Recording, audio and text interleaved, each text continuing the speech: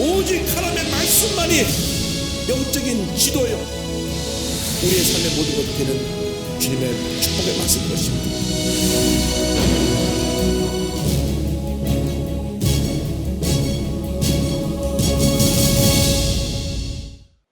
오늘 하나님의 사람들과 함께 하시는 성령에 대해서 함께 말씀을 나누기 원합니다. 구약 시대에는 하나님께서 하나님의 사람들에게 성령을 기름 부어 주시고 그 사람을 통해서 하나님의 일을 하셨습니다. 이제 신약 시대에 와서 예수님께서 이 땅에 계신 동안 성령님과 동행하시고 성령과 함께 귀한 사역을 다 이루신 후에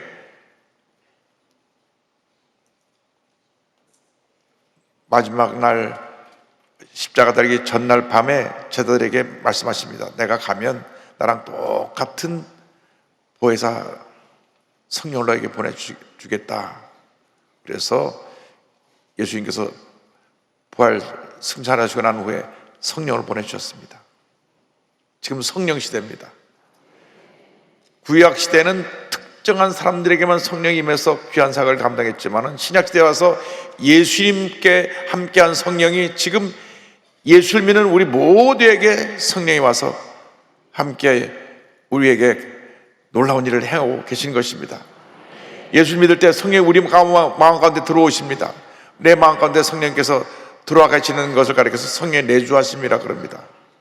성령이 내 마음속에 내주하시는데, 이제 성령께서 구약시대에 어떻게 역사하셨느냐?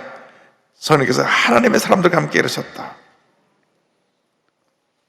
특별히 구약시대에 기름을 부어서 세운 세 직분의 사람들이 있습니다. 왕에게 기름을 부었습니다. 왕에게.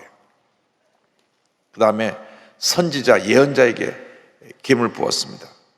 그 다음에 제사장에게 기름을 부었습니다. 선지자는 하나님 편에서 인간에게 우리에게 말씀을 전하는 하나님의 사람이요, 제사장은 우리 인간의 모든 죄와 허물을 하나님께 나와서 죄사함을 받고 하나님 앞에 은혜를 구하는 인간의 편에서 하나님께 나가는 역할을 감당하는 지도자가 제사장이요, 왕은 하나님의 명령을 잘 수행해서 백성들을 잘 섬기고 다스리도록 세운 직분자가 왕입니다. 세 사람에게 기름 부을 때 성령이 임했습니다. 대부분 성령이 임했는데 하나님 뜻을 거역하고 교만하고 자기 뜻대로 살면 성령이 떠나가 버렸습니다. 떠나고 나서 그 다음에 악령이 임하기도 했어요. 사울 왕은 성령의 충만을 받고 왕이 된 사람입니다. 겸손했던 하나님의 사람입니다. 그런데 그가 나중에 교만의 영이 들어왔습니다. 그리고 하나님의 사람인 다윗을 시기질투하고 죽이려고 하는 마음이 생겼습니다. 그래서 10여 년 동안 다윗을 죽이려고 조타다녔습니다. 그러니까 하나님께서 촛대를 사울 왕에서 다윗에게 옮기셨어요. 다윗이 기름 부음 받고 성령 충만해지고 난 다음 당장 왕이 된 것이 아니라 10몇 년 동안 쫓겨다녔습니다. 그런데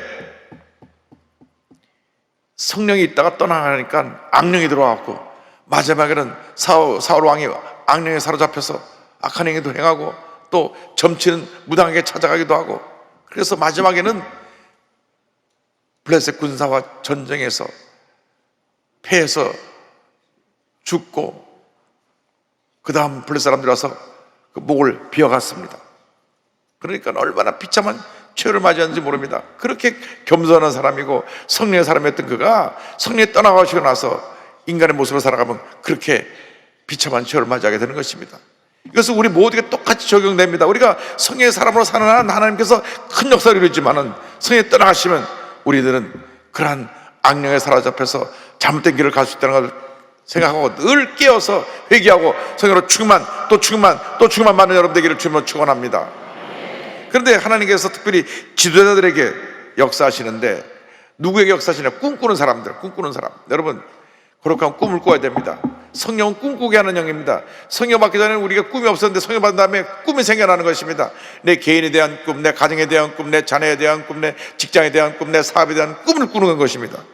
그런데 특별히 성경에 꿈꾸는 사람 하면 요셉입니다. 꿈꾸는 사람.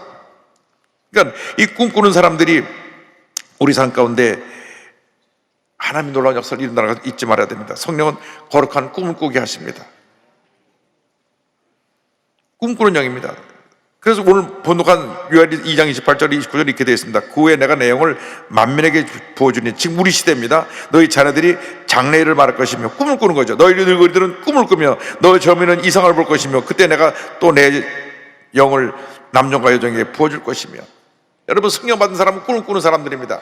절대로 뒤를 돌아보고 패배의식에 잡혀서 과거의 상처, 패배, 절망에 사는 사람들이 아니라 우리는 거룩한 꿈을 꿉니다. 어제도 거룩한 꿈을 꾸고 오늘도 거룩한 꿈을 꾸고 내일도 거룩한 꿈을 꾸는 것입니다. 여러분, 꿈을 꾸면 꿈이 나를 이끌어가는 것입니다. 여러분, 거룩한 꿈을 꿔야 돼요. 요셉이 꿈꾸는 사람이었습니다. 창세 30장 5절을 말씀합니다. 요셉이 꿈을 꾸고 자기 형들에게 말하매 그들이 그를 더욱 미워하였더라. 여기 보면 꿈 없는 사람하고 꿈꾸는 사람하고 두 종류의 사람이 있습니다. 그의 10명의 형들은 꿈이 없어요. 그러니까 꿈꾸는 요셉을 미워했습니다. 여러분이 공격받고 핍박받을 때 여러분의 꿈을 이해하지 못하는 사람이 그러는 것이니까 그거 너무 마음에 담아두고 상처받으면 안 됩니다. 꿈꾸는 사람들은 공격을 받게 돼 있어요. 형들이 동생을 공격을 했는데 미워했는데요. 얼마나 미워했냐? 죽이고 싶도록 미워했어요.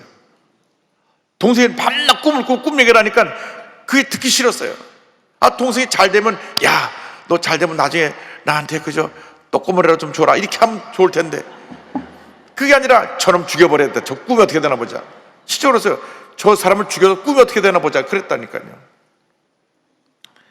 그래서 여러분, 꿈 없는 사람들하고는 사귀면 안 돼요. 여러분, 상처밖에 받는 것이 없습니다. 여러분, 아예 다 꿈꾸는 사람으로 살아야 돼요. 꿈 없는 사람들은 남을 파괴하고 미워하고 꿈꾸는 사람들을 공격합니다. 우리가 예수 믿고 성령으로 충만해서 꿈꾸는 사람이 되면 믿지 않은 사람들이 우리를 공격하고 비난합니다. 여러분, 꿈꾸는 사람들은 꿈이 우리 미래를 이끌어가기 때문에 사업에 대한 꿈을 꾸면 사업이 번창하게 되고요, 자녀에 대한 꿈을 꾸면 자녀가 잘 되고요, 직장에서 거룩한 꿈을 꾸면 직장에서 승진되고요, 모든 면에서 뛰어난 모습이 되는 거예요. 왜? 꿈을 꾸니까. 근데 꿈이 없는 사람들은 늘 부정적으로 말하고 그저 앉아갖고 남 얘기나 하고 불평 원망하고, 그러니까 되는 일이 없는 거예요. 여러분, 거룩한 꿈을 꾸고 꿈속에서 하나님의 역사를 이루어가시기를 바랍니다. 근데 성령님께서 주시는 꿈은 반드시 하나님 때 성취된다고 하는 것입니다. 여러분, 거룩한 꿈을 꾸면 꿈이 완성이 돼요. 언제? 하나님의 때. 모든 것이 때가 있습니다.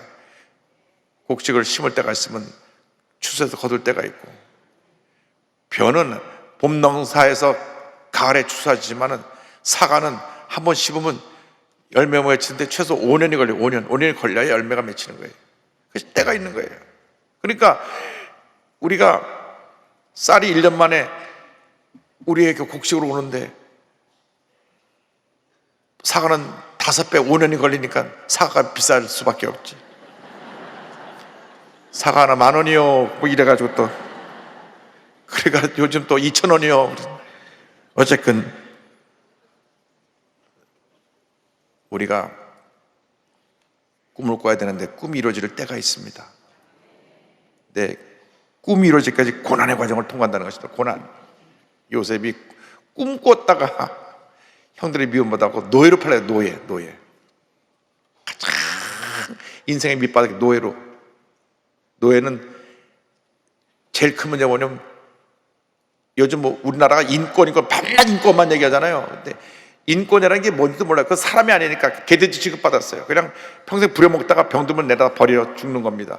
하나님께서 인간을 창조하실 때 엿새라고 7번째 한다는 안식하라고 그랬습니다. 주일날은 예배만 드리고 다른 일상적인 세상 일을 하지 않도록 했는데, 노예는 그 법칙을 어기고 1년 내내 일을 하니까 노예 평균 수명이 30세 못 넘어가서 다 병들어 요약해서 죽습니다. 30세 40세만 되면 그냥 광야에 내다버려서 짐승의 밥에 대해 죽습니다. 그러니까 17살이니까 얼마나 그냥 가장 노예로서 많은 값을 받을 수 있었는지 은 30냥 받고 팔려갔는데, 가니까 뭐 말도 안 통하죠. 애국에 팔려가갖고 그냥 두들겨 맞고 욕을 먹고 아침부터 저녁까지 밤낮 중노동을 해야 되고 사람 취급받지 못하고 살았어요. 그런데 꿈이 있으니까요, 노예로 팔려가서도 주인이 그를 눈여겨보게 된 것입니다. 꿈이 있으니까.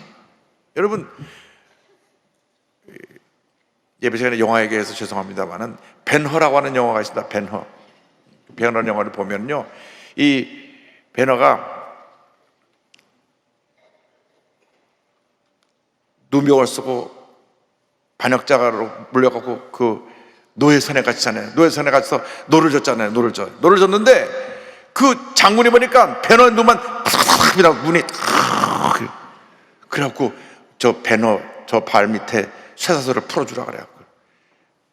배가 가라앉을 때 벤허가 풀려나서 살아갖고 오히려 그 선장 그 장군을 살려갖고 나중에 그냥 그 노예선에서 이제 그 장군의 양아들이 된 겁니다. 모르시는 것처럼 이렇게 껌뻑하시 다 아시잖아요. 이 벤허는 하여간 우리나라에서 얼마나 한 수십 번 했어요. 막 크리스마스 때면 또 벤허고 또 벤허고 저는 한 10번 이상 본 것 같아요. 그런데 어쨌든 그 꿈이 있었기 때문에, 물론 복수라고 하는 복수해야겠다는 그러한 좀 문제가 있는 꿈을 가졌지만은 그 눈이 살아서 팍 새려서 가지고 살아난 것입니다. 여러분, 꿈이 있어야 돼. 꿈이 있어야 돼. 그래서 어디다 내던져놔도 꿈이 있으면 살아나는 겁니다. 눈이 바삭바삭하고 살아나는 거예요. 어디다 떨고 놔도 되는 거예요. 왜? 하나님이 꿈과 함께 하시니까. 그러니까 요셉을 그 노예의 가장 밑바닥에 자리에 던져놓으셨어도 거기서 꿈을 가지니까 그 집이 보통 집안이 아니라 바로왕의 경호대장, 우리나라 말로 경호실장, 막강한 권세를 가진 그 자리에 그 집에 노예로 갔는데 거기서 가정 총무가 됩니다. 아니, 히브리에서 온 노예가 그 막강한 권력 가진 집에 모든 사람을 관리하는 총책임자가 된 거예요.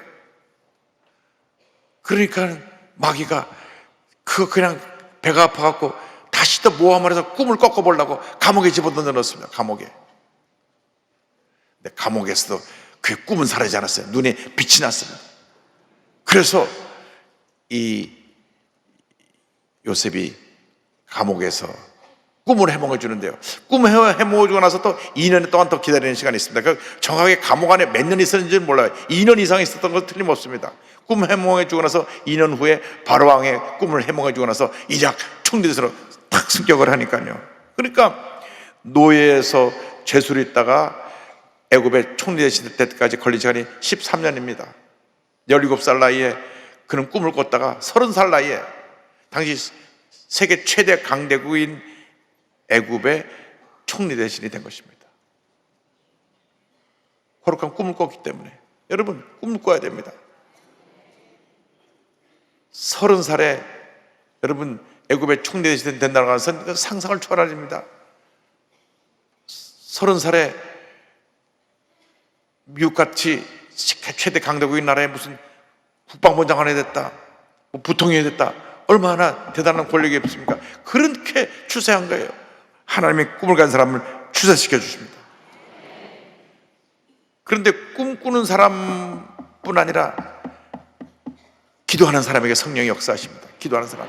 여러분, 꿈꾸고 기도하면 기적이 일어나죠. 기도의 사람 다니엘이 하나님께서 글을 쓰시는데 위기의 때 기도하는 사람, 성의 사람들이 하나님 앞에 크게 쓰임을 받게 되는 것입니다. 당시 그 바벨로니아의 느부갓네살 왕은 막강한 왕입니다. 느부갓네살 왕이 얼마나 막강한 권력을 가졌는지 원천하가 불돌 떨었습니다. 그래서 이 푸친이라고 하는 음악가가 느부갓네살 이름, 그 나부꺼라고 하는 게 느부갓네살인데 그거에서 그 오페라도 만들고 그랬어요. 근데 어쨌든 이 느부갓네살 왕이 꿈을 꿨는데 그 꿈이 너무너무 싱숭생숭해서 터득했어요. 야, 내 꿈을 해몽할 사람 불러와라. 모든 점쟁이들, 뭐 지혜 박사들 다 불러 모았습니다. 그래서 말합니다. 왕이시여, 꿈이 무슨 꿈인지 말씀해 주옵소서. 야, 너희들이 꿈 얘기부터 먼저 해라. 왕이시여, 뭐라고 얘기를 해줘야 우리가 답을 할지요. 내가 무슨 꿈을 꿨는지 알아맞혀보라니까. 그거 얘기하라니까. 막 이분들이 속이 탈적입니다. 그래서 이렇게 대답을 합니다. 다니엘서 2장 11절입니다. 왕께서 물으신 것은 어려운 일이라 육체와 함께 살지 않아야 하는 신들 외에는 왕 앞에 그것을 보일 자가 없나이다 한지라. 왕이시여, 사람에게 신이 거하지 않은 그 신의 영이 있는 사람이 아니면 그거 해결할 수가 없습니다. 그러니까 왕이 화를 내갖고 꿈을 빨리 나한테 말하는데도 여봐라, 다 붙잡아 죽여버려라. 느부갓네살도 성질이 욱하고 좀 그런가 봐요. 다니엘서 2장 11절에 왕이 이로 말미암아 진노하고 통분하여 바벨론의 모든 제자를 다 죽이라 명령하니라. 자기 꿈이 뭔지도 안 얘기해 주고서 꿈을 알아맞히라 그러니, 지난번에 무슨 꿈을 꾸는지 어떻게 알겠어요? 만약에 저에게 저에게 물어봤다면 그것은 견몽이옵니다.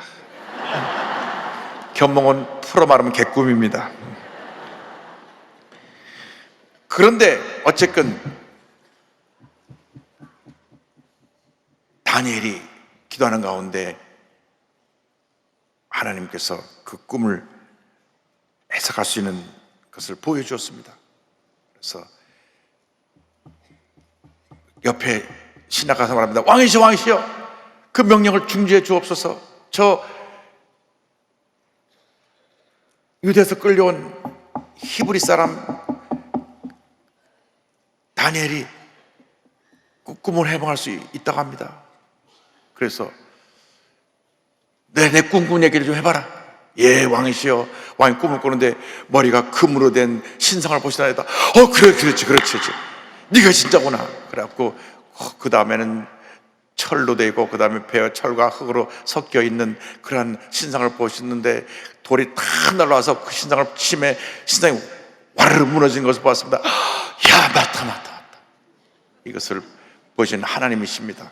그래서 왕이 그 앞에 성경을 보니까 다니엘에게 절을 했어요. 왕이. 그리고 이렇게 말합니다. 다니엘서 2장 47절입니다. 왕이 대답하여 다니엘에게 이르되 너희 하나님은 참으로 모든 신들의 신이시여 모든 왕의 주제시로다. 내가 능히 이 은밀한 것을 나타내었으니 내 하나님은 또 은밀한 것을 나타내시는 이시로다. 왕이 그냥 납작 엎드려 절하면서 야, 너희 신이 진짜 신이구나. 성령이 다니엘하고 함께 있었기 때문에 다니엘이 간절히 기도하고 하나님께서 보여준 꿈을 그대로 보여준 것입니다. 머리를 금으로 된 신상이 나오고 가슴이 철로 되고 배에 놋과 흙으로 돼가지고 다리가 녹과 흙으로 돼가지고 된 그 신상을 보였는데 돌이 탁 날아서 마지막에 심판자가 와서 그 신상을 부서뜨리는 꿈을 배준 건데, 그러고 나서 느부갓네살이 다시 또 꿈을 꿉니다. 그때 꿈이 너무나 뒤숭숭한 꿈을 꿔서 다시 부릅니다. 내 꿈을 해몽하라. 다니엘서 4장 8절과 18절입니다. 그 후에 다니엘이 내 앞에 들어왔으니 그런 내 신의 이름을 따라 벨드사살이라 이름 한 자여 그 안에는 거룩한 신들의 영이 있는 자라. 성령이 거하는 것을 그가 알았어요. 내가 그에게 꿈을 말하 이르되 나 느부갓네살 왕이 이 꿈을 꾸었나니 너 벨드사살아 그 해석을 밝히 말하라. 내 나라 모든 지혜자가 능히 내게 그 해석을 알게 하지 못하였으니 오직 너는 능히 하리니 이는 거룩한 신들이 내 안에 있습니다. 그런데 두 번째 꿈에 대해서는 다니엘이 놀라서 말을 못했습니다. 왕이시여, 이 꿈이 다른 사람에게 이루어졌으면 좋았을 것 같습니다. 말을 해봐라. 괜찮다. 왕이 앞으로 7대, 어디서 7대라고 하는 정확한 찾아보니까 그 때라고 하는 것이 기간은 표시하지 않았습니다. 7년이라고 할 수도 있고 또 7개월이라고 할 수도 있는데 한 7대가 지나는 동안에 당신은 완전히 왕자리에서 쫓겨나서 이 바닥에 풀을 뜯어먹으면서 머리털이 막 자라고 손톱이 자라서 그렇게 된 비참한 모습으로 살게 될 것입니다. 이 일이 다른 사람에게 이루어지기를 원합니다. 그래서 7대를 지나고 나서 최소한도 7개월 이상, 맥시멈 7년 정도를 그렇게 완전히 왕이 정신병자가 돼갖고 밖에 풀 뜯어먹고 머리 흐트러뜨리고 손톱을 이렇게 길어가고 이렇게 그렇게 지내다가 딱 7대가 지나가서 다시 제정신이 들어왔어요. 여러분, 이 정신이 이상해지면 그렇게 왕이라도 그렇게 비참하게 되는 겁니다. 그래서 우리가 성령 충만해서 이 귀신이 역사하지 않아야 됩니다. 그래서 그가 다시 제정신이 돌아온 다음에 이렇게 했습니다. 4장 37절에 그러므로 지금 나 느부갓네살은 하늘의 왕을 찬양하며 칭송하며 경배하노니 그의 일이 다 진실하고 그의 행하심이 의로우심으로 교만하게 행하는 자를 그가 능히 낮추심이라. 이 느부갓네살이 하도 교만하니까 하나님이 완전히 낮춰서 하나님만 찬양하겠습니다. 그래서 이 성령의 사람들에게 인정받고 존경받는 지도가 되는 것입니다. 느부갓네살 이후에 벨사살이라고 하는 왕을 됐는데 이 사람이 엄청나게 교만한 사람입니다. 그래서 자기가 막 연애를 벌이고 술 먹고 파티를 하는데 예루살렘에서 뺏어온 모든 그 성전에 있는 귀한 금은 그릇들 다 갖다 놓고 거기서 부어라 마셔라 하니까 하나님이 진노하셨어요. 그래서 갑자기 손이 나타나갖고 그릇 탁 쓰는 게 옆에 쓰는데 사람 다 놀랐습니다. 벽에 손이 나서 막 그릇 쓰니까 놀랬다. 여봐라 저게 뭐냐. 다들 놀래갖고 왕이셨다 벌벌 떨면서 저거를 해석할 사람은 그 느부갓네살 왕 때 하나님의 신이 함께하고 있는 다니엘이라는 사람이 그 사람이 해석할 수 있겠습니다. 다니엘서 5장 11절입니다. 왕의 나라에 거룩한 신들의 영이 있는 사람이 있으니 곧 왕의 부친 때 있던 자로서 명철과 총명과 지혜가 신들의 지혜와 같은 자니이다. 왕의 부친 느부갓네살 왕이 그를 세워 박수와 술객과 갈대술사 점쟁이의 어른을 삼으셨으니. 그래가지고 부친 때 이렇게 꿈을 해먹어준 그 안에 신의 영이 함께하고 있는 다니엘이라고 하는 사람이 있습니다. 그를 데려오라. 저 글을 해석하라. 네, 메네 대개로 바라신 이제 나라가 기울었다는 얘기입니다. 당신의 나라가 이제 이미 다 끝났음을 보여줍니다. 교만하면 하나님이 하루아침에 밑바닥으로 낮추시는 것입니다. 여러분, 우리가 일생활로 가장 주의하고 경계하고 써야 될 것이 교만입니다. 교만입니다. 여러분, 교만은 우리를 파멸로 이끌어갑니다. 힘을 가졌을 때 겸손해야 돼요. 힘을 가진 사람들이 교만해져요. 알게 모르게 힘을 가지고 난다면 내가 다 가졌다. 여러분, 겸손해야 됩니다. 교만은 독입니다. 교만하지 않고 겸손히 낮아져야 하나님의 은혜를 받게 되는 것입니다. 교만이라고 하는 것은 마귀가 인간을 파괴하기 위해서 집어넣는 겁니다. 그 교만이라는 것이 아담과 하와에게 들어와서 선악과를 따먹게 한 것입니다. 먹으면 하나님처럼 된다. 먹어봐라. 그래서 먹어갖고 죄가 들어온 겁니다. 그렇기 때문에 하나님이 제일 미워하시는 게 교만인데 벨사살이 그래 성전에 있던 금은 그릇들 갖다가 술 막 따라서 먹고 마시니까 심판하신 것입니다. 그 글을 해석하니까 글을 높여서 그 나라의 셋째 통치자로 세워졌습니다. 5장 29절에 이에 벨사살이 명하여 그들이 다니엘에게 자주색 옷을 입히게 하며 금사슬을 그의 목에 걸어주고 그를 위하여 조서를 내려 나라의 셋째 통치자로 삼으니라. 그렇게 셋째 높여놓고 그날 밤 그는 죽임을 당합니다. 암살당해 죽어요. 야, 인간의 권력이라는 것이에요.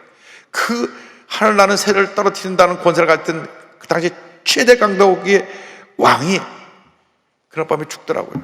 왜? 교만이라는 것 때문에 하나님이 치우신 거예요. 우리 일생 살아가는 동안 잘 될 때, 칭찬받을 때, 복 받을 때 더 겸손하고 더 섬기고 더 나아져서 복의 복을 받는 여러분 되기를 바랍니다. 그래 하나님 여러분을 평생 쓰시는 겁니다. 여러분, 하나님 누구에게 은혜를 주고 복을 주시냐? 성령의 사람, 기도의 사람, 겸손의 사람에게 복을 내려주시는 것입니다. 여러분 일생 동안 그 복을 받아 누리는 위대한 하나님의 사람들이 다 되시기를 주님의 이름으로 축원합니다. 축원합니다. 축원합니다. 기도하겠습니다. 사랑과 은혜와 자비가 무한하신 하나님 아버지, 우리들이 성령의 사람으로 살게 하여 주옵소서. 기도의 사람이 되게 하여 주옵소서. 꿈꾸는 사람이 되게 하여 주옵소서. 겸손한 사람들이 되게 하여 주옵소서. 그래서 하나님께서 기뻐 쓰시는 주님의 일꾼들 다 되게 하여 주옵소서. 감사하고 예수님의 이름으로 기도 올리옵나이다. 아멘.